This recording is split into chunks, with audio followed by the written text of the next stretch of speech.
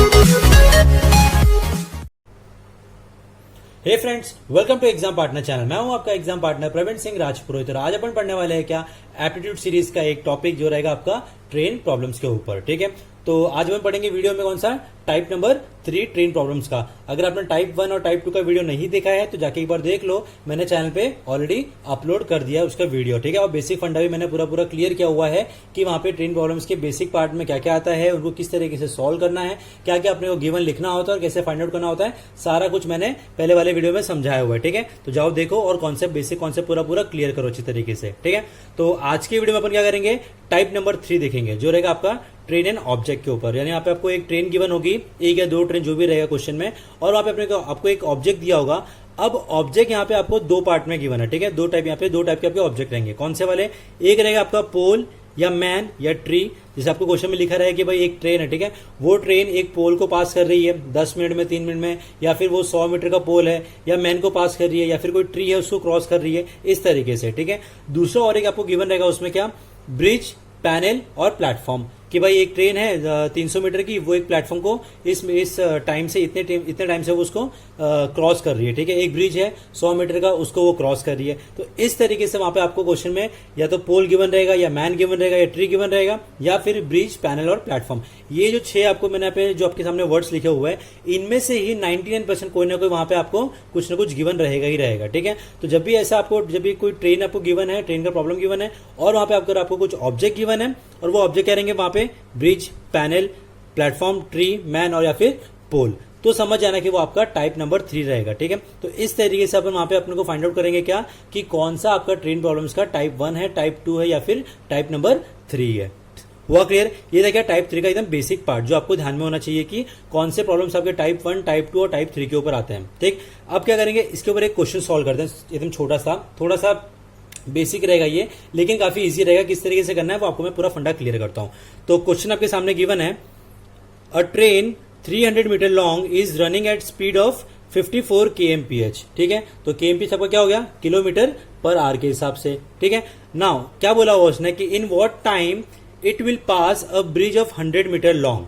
ठीक है, तो देखो यहाँ पे अपने पास में क्या बोला हुआ है कि एक ट्रेन है, उसकी लेंथ कितनी है, 300 मीटर। ठीक है, कितने स्पीड से वो रन कर रही है, 54 किलोमीटर पर आवर।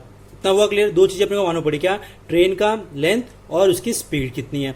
अब क्या बोला उसने, in what time it will pass a bridge of 100 metre long. तो देखो अब यहाँ पे अपने पास में एक ऑब्जेक्ट आ गया। क्या ऑब्जेक्ट है अपने पास में, ब्रिज। तो ब्रिज कौन सा वाला पार्ट है, ये सेकंड वाला आ गया, राइट। तो हम यहाँ पे क्या करेंगे, सबसे पहले अपन गिवन लिखेंगे कि यहाँ पे अपने को गिवन क्या क्या लिखा हुआ है। तो देखो LT मतलब क्या हुआ, लेंथ ऑफ ट्रेन कितना है, 300 मीटर। ठीक है, अब देखो अपने को ट्रेन का लेंथ मीटर में गिवन है, यहाँ पे ब्रिज का भी लेंथ किसमें, मीटर में गिवन है, और जो स्पीड है वो किलोमीटर में गिवन है। तो अपने को किलोमीटर पर आवर को भी अपने को मीटर में कन्वर्ट करना पड़ेगा। ठीक है, मीटर पर सेकंड में। कैसे करेंगे, देखो S इक्वल टू कितना हो गया अपना, 54 kmph। तो जब भी आप किलोमीटर से मीटर में कन्वर्ट करते हो तो वहां पे आपको वहां पे 5/18 से मल्टीप्लाई करना पड़ता है उस नंबर से। ठीक है, जो भी आपका स्पीड गिवन है वो। तो 54 इंटू 5/18 करूंगा तो मुझे मिलेगा 15 मीटर पर सेकेंड। यानी अब ये मेरा किलोमीटर से मीटर में कन्वर्ट करने के बाद में मुझे स्पीड कितनी मिलती है, 15 मीटर पर सेकेंड। हुआ क्लियर? तो देखो लेंथ ऑफ ट्रेन कितना, 300 आ गया, लेंथ ऑफ ब्रिज कितना गिवन है, 100 मीटर। तो देखो ये भी आ गया मेरा मीटर के अंदर।